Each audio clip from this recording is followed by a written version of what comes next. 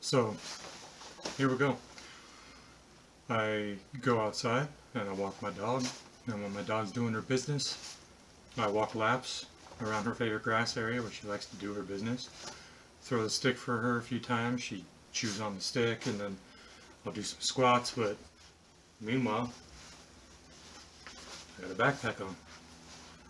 And got it loaded with all of my camping stuff that I would want to take, plus some extra stuff obviously because I'm trying to weigh it down, but depending on how much water I got in my bladder, um, like maybe 70 pounds I think right now. I don't really care too much about having a specific number because that's not the point. You know, the point is to reach where I'm comfortable, where I'm progressing without doing myself injury.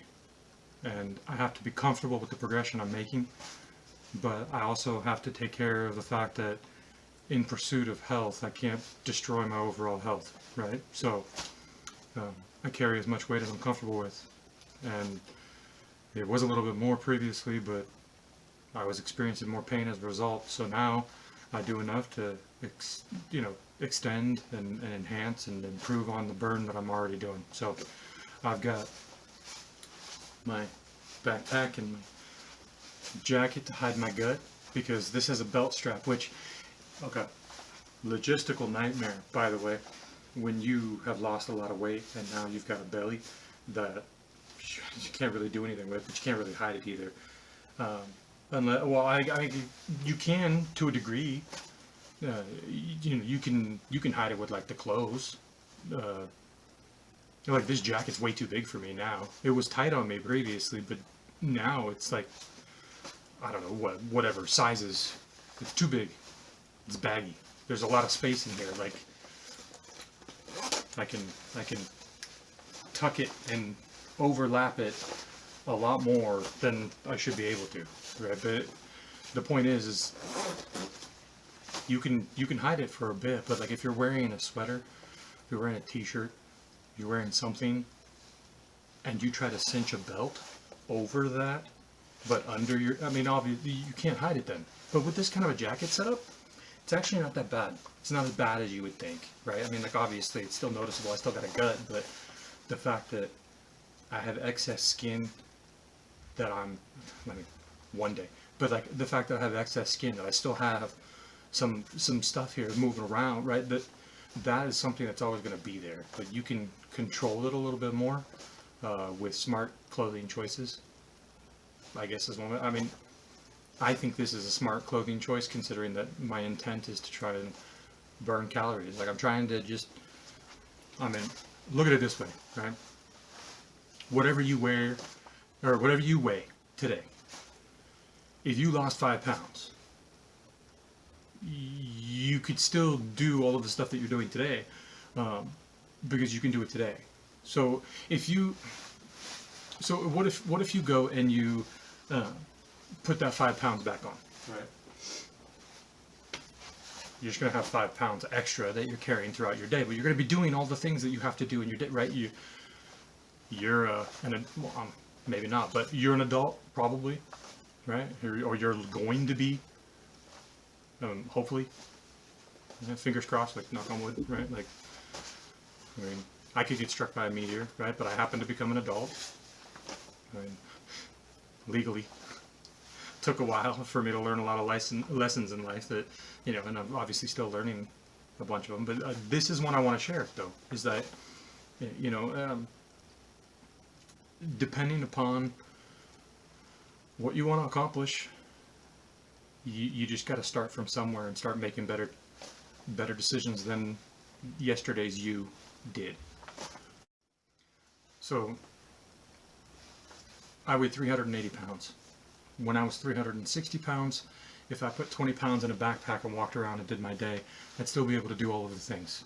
But now I'm still burning calories at 380 pounds. So when I take off the backpack, now I'm 360, or as I'm going down and I'm going down and I'm going down, there's no reason why you can't do that to whatever degree you're comfortable with.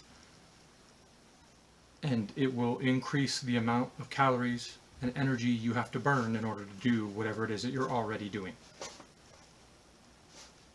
Seems simple enough. It's working for me. I don't know if that'll work for you.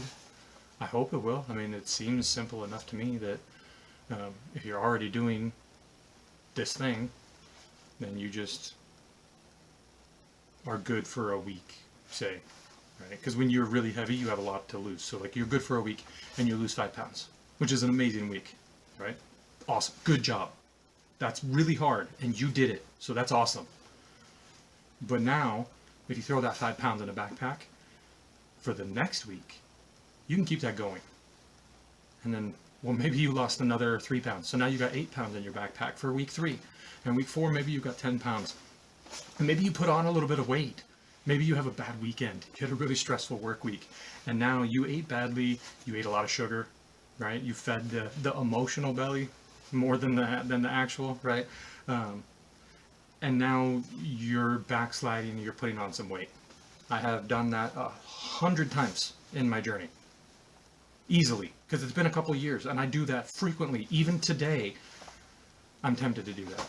And even today, there's 1, 2, 3 meals a week easily where I do more than I should. I eat more than I should. I add too much butter. I overindulge.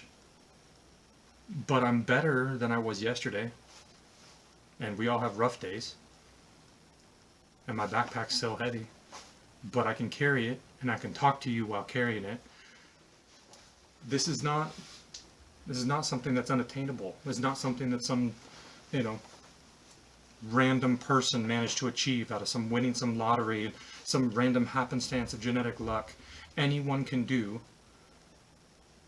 a little bit more than what they're already doing. And that sounds harsh, but that depends on what you mean by a little bit, right? Like, you're only in competition with yourself, right? And assuming you want to be better, assuming you want to grow, assuming you want to progress, right? Then all you got to do is just be a little bit better than yesterday. And that little bit better, for me right now, is my focus on physical health and on weight loss. But for you, maybe it's I want to learn something that I didn't know yesterday, so now I'm better mentally. I'm more informed.